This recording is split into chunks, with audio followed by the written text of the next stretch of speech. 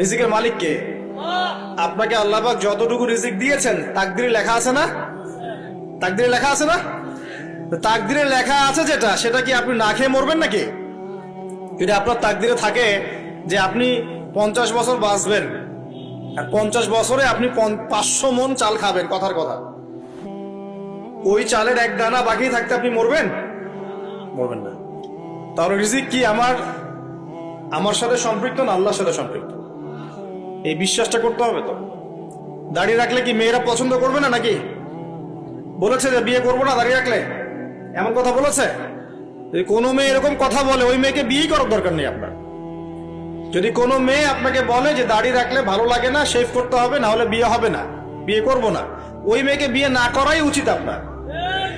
ওর তো মানে আপনাকে বিয়ে করার যোগ্যতাই হয়নি, ওর তো যোগ্যতাই হয়নি আপনাকে বিয়ে করার। সে তো দাড়ি নিয়ে প্রশ্ন তুলছে। যে মেয়ে বলবে যে নবীর সুন্নত আছে এজন্য আপনাকে পছন্দ করি, তখন বুঝবেন যে হ্যাঁ, এই মেয়ের মধ্যে ভালো কিছু আছে। যেই মেয়ে দেখবে যে আপনি নামাজি কিনা, যেই মেয়ে দেখবে আপনি নামাজি কিনা, দাড়ি আছে কিনা, ইমানদার কিনা, দিনের জন্য কিছু করেন কিনা, হালাল খান কিনা, ওই মেয়ে ইনশাল্লাহ আপনার ঘরে শান্তি দিবে। আর যেই মেয়ে আপনাকে দেখবে আপনার কত বড় সম্পত্তি, কতটা বড় জমি, কত বড় চাকরি, সুদ খান কিনা ওর কোনো আসা যায় না, টাকা হইলেই হইল, এগুলোকে ঘরে ঢুকালে অশান্তি। কি চাচ্ছেন, শান্তি না অশান্তি? নবী সাল্লাল্লাহু আলাইহি ওয়াসাল্লাম বলেছেন, দিনদারিতা দেখে মেয়েদেরকে বিয়ে করো। কি দেখে? একই বিষয় ছেলেদের জন্য মেয়েদের জন্য সেম। ছেলে দেখতে হবে দিনদার কিনা, মেয়ে দেখতে হবে দিনদার কিনা, পর্দা করে কিনা, দিনদারিতা আছে কিনা। দুনিয়ার এই ছোটখাটো বিষয় যদি দেখেন, তুচ্ছ বিষয়গুলো, একদিন না একদিন আপনি পস্তাবেন কিন্তু। আর যদি আপনি দিনদারিতা দেখেন, ইনশাল্লাহ আপনি কোনোদিন পস্তাবেন না ইনশাল্লাহ। আল্লাহ পাক তৌফিক দান করেন। আমি এটা একটা বড় সিদ্ধান্ত জীবনের। এই সিদ্ধান্তে যদি ভুল করে ফেলেন, সারা জীবন পস্তাতে হবে। অতএব এখানে বেশি আবেগে, ফ্যান্টাসিতে ভুগবেন না। ঠান্ডা মাথায় দিনদারিতাকে অগ্রগণ্য করে আপনি ছেলে দেখবেন বা মেয়ে দেখবেন ইনশাল্লাহ। আর গার্ডিয়ান যারা পরিবারের পিতামাতা আছেন, তাদেরকেও বলবো, দুনিয়ার এই বিষয়গুলোকে বেশি প্রাধান্য দিতে যাবেন না। কত বড় চাকরি করে, কত বড় জমির মালিক, কত বেশি টাকা, এগুলো পরের বিষয়। আগের বিষয় হচ্ছে আপনার ওই জামাই দিনদার কিনা, আগের বিষয় হচ্ছে তার মধ্যে ইসলাম আছে কিনা, শুরুর বিষয় হচ্ছে আপনার ওই মেয়ের মধ্যে দিনদারিতা আছে কিনা। এটা নসিহত করে গেলাম। যদি আপনি বুদ্ধিমান হন, তাহলে আমার নসিহত গ্রহণ করবেন, না হলে কিন্তু সারা জীবন পস্তাতে হবে। যারা বেদিন জামাই বিয়ে করেছে আর বেদিন মেয়ে বিয়ে করেছে, তারা বুঝবে যে আমার কথার মর্ম কতটুকু। তারা এখন ইচ্ছা করে লাইনে আনতে পারছে না। পারছেন? ওই যে বলছে বিয়ের পরে ঠিক হয়ে যাবে, এত সহজ? এটা কি সুইচ টিপ দিলে ঠিক হয়ে যাবে? মানুষের মনটা খুব জটিল একটা বিষয়। এত সহজেই মানুষের মন চেঞ্জ হয় না। হয় ইল্লা মাশাআল্লাহ, আল্লাহ চাইলে হয়। কিন্তু যদি মনে করেন যে পর্দা করে না, বিয়ে করি তারপর পর্দা করবে, করাই নিব, বানাই নিব, নিজের মতো গড়ে নিব, এত সহজ নয়।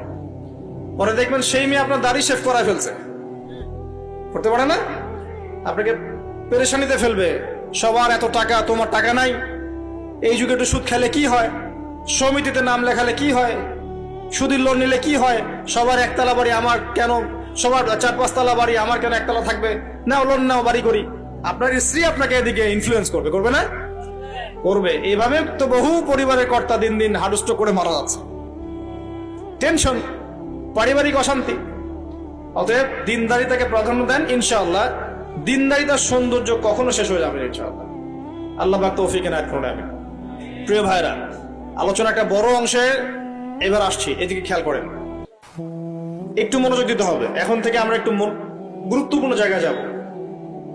নবী সাল্লাল্লাহু আলাইহি ওয়াসাল্লামের সুন্নতের উপর আমল না করলে আমরা কি জান্নাত পাবো কিনা? আর নবীর সুন্নত কি শুধুমাত্র ইবাদত বন্দেগীর ক্ষেত্রে করলেই হবে, না জীবনের সব ক্ষেত্রে করতে হবে?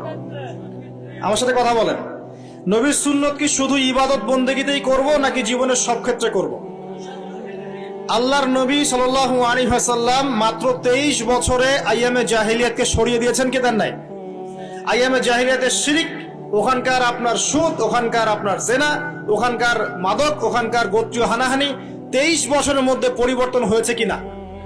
যখন মক্কা বিজয় হয়েছে, তখন কি ওই মক্কার মধ্যে কোনো শিরিক ছিল, কোনো মূর্তি পূজা ছিল, কোনো সুদ ছিল, কোনো মেয়ের সাথে খারাপ আচরণ করা হয়েছে, কোনো ধর্ষণ হয়েছে, কোনো ব্যভিচার, গোত্রীয় হানাহানি, না সবাই ভাই ভাই হয়ে গেছে?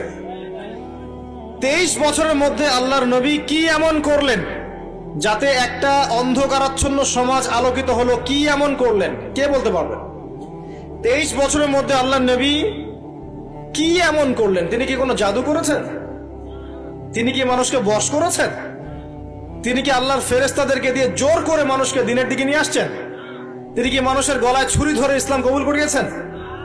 এই কোনো কাজই আমাদের নবী মুহাম্মদ সাল্লাল্লাহু আলাইহি ওয়াসাল্লাম করেন নাই। করেছেন? বরং তিনি মানুষের কলব, মানুষের হৃদয়টাকে পরিবর্তন করে দিয়েছেন। বলেন সুবহানাল্লাহ। মানুষের হৃদয়ের মধ্যে আগে কুফর ছিল, আল্লাহর নবী সেখানে ঈমান ঢুকিয়ে দিয়েছেন। মানুষের হৃদয়ের মধ্যে আগে শিরক ছিল, আল্লাহর নবী সেখানে তাওহীদ ঢুকিয়ে দিয়েছেন।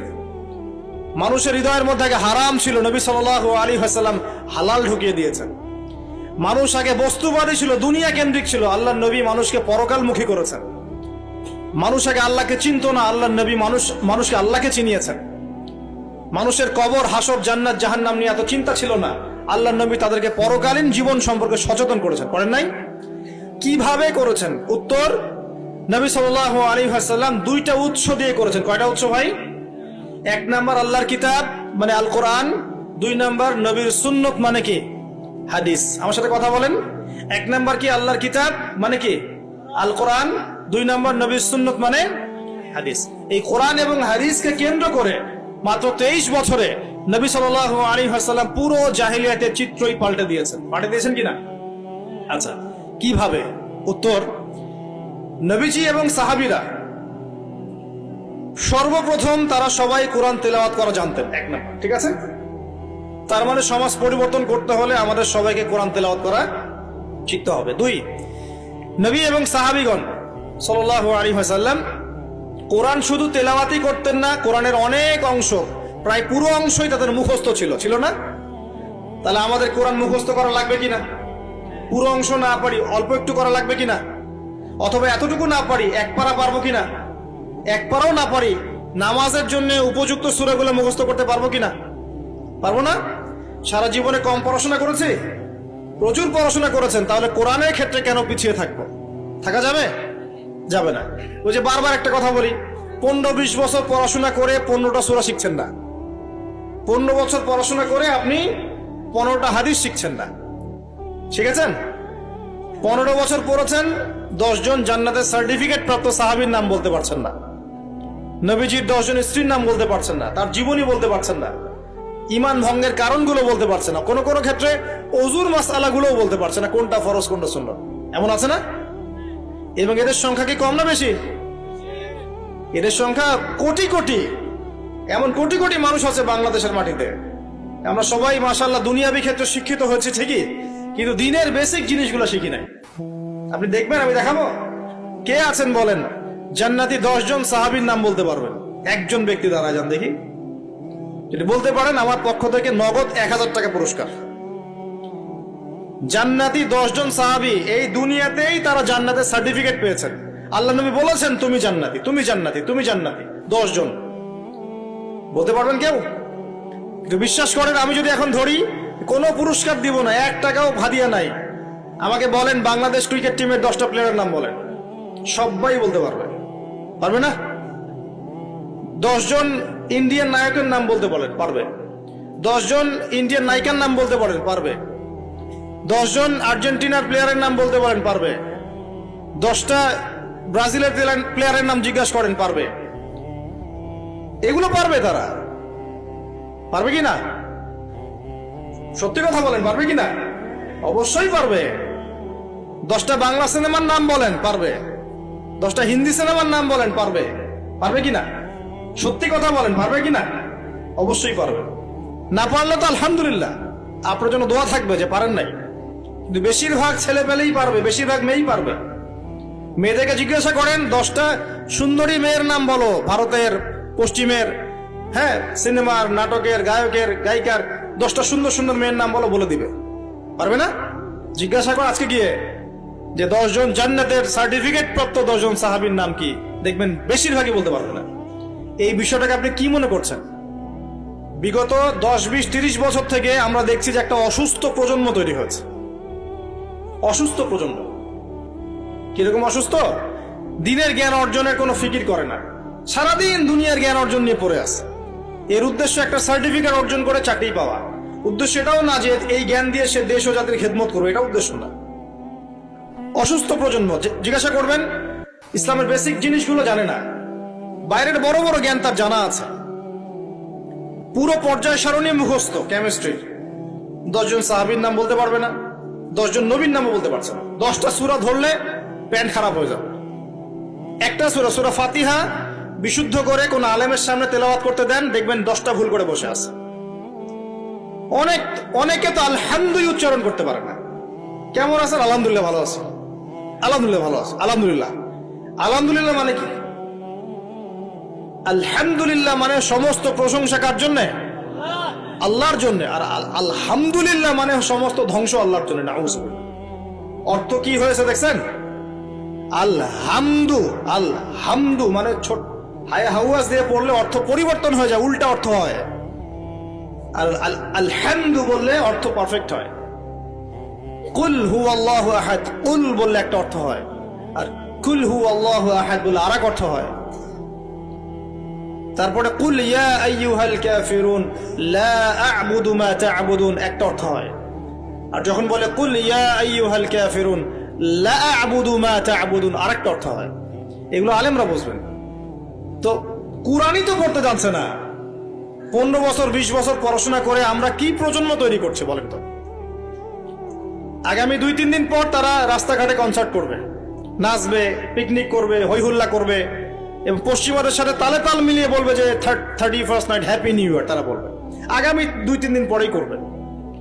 কিন্তু আজকে আরবি মাসের কয় তারিখ বলতে পারবে না। আরবি বর্ষপুঞ্জি আছে না, ক্যালেন্ডার, আরবি নববর্ষ কবে, প্রথম মাসটার নাম কি সেটা বলতে পারবে না। রমজান মাস তার আগে কোন মাস, পরে কোন মাস বলতে পারবে না। কিন্তু 31st নাইট তারা চিনে। তারা লাইলাতুল কদর চিনে না, তারা লাইলাতুল কদর চিনে না, 31st নাইট চিনে। আপনি কোন প্রজন্ম তৈরি করছেন দেখেন। এখানে প্রসঙ্গ যেহেতু এসেই গেল বলে দেই এই কথাটা, পরে ভুলে যাব, যে খ্রিস্টপূর্ব প্রায় 46 সালের দিকে এক ব্যক্তি ছিল, তার নাম ছিল জুলিয়াস সিজার। কি নাম? Julius Caesar. এগুলো আমি আসলে অনেকদিন আগে পড়েছি, আমার মাথায় এত লাইভলি নাই, আর এগুলোর চর্চা করা আমি বন্ধ করে দিয়েছি। আমাদের ফিলোসফি কিছু বই ছিল, এগুলোতে হিস্ট্রিগুলো ঘাটা ছিল সবগুলো, আর হিস্ট্রির একজন গভীর ছাত্র। তো এই জুলিয়াস সিজার নামক এক ব্যক্তি ছিল, যে আসলে সিজার নামক এক দেবতার উপাসনা করত। কথা বুঝতে পারছেন? ওদের অনেক দেবতা ছিল, এরকম একটা দেবতার নাম ছিল সিজার। ওর নামে সে নামকরণ রেখেছে জুলিয়াস সিজার। এই নক্ষত্র পূজারই ছিল, তারার পূজা করত। কথা বুঝতে পারছেন? তো তারার পূজা যে করে সে কি তাওহীদপন্থী না মুশরিক? বলেন, সে কি ইমানদার না কাফের, কোনটা? এখন সে একটা ক্যালেন্ডার ফর্ম করেছিল, এর নাম হলো এই গ্রেগরিয়ান ক্যালেন্ডার বলে। তো এখানে প্রথম বর্ষ যেটা, এই প্রথম বর্ষতে উৎসব পালন করা শুরু করেছে এই জুলিয়াস সিজার নামক এই ব্যক্তি প্রথম, এবং সে সমাজ এটা চালু করে দিয়েছে। এরপরে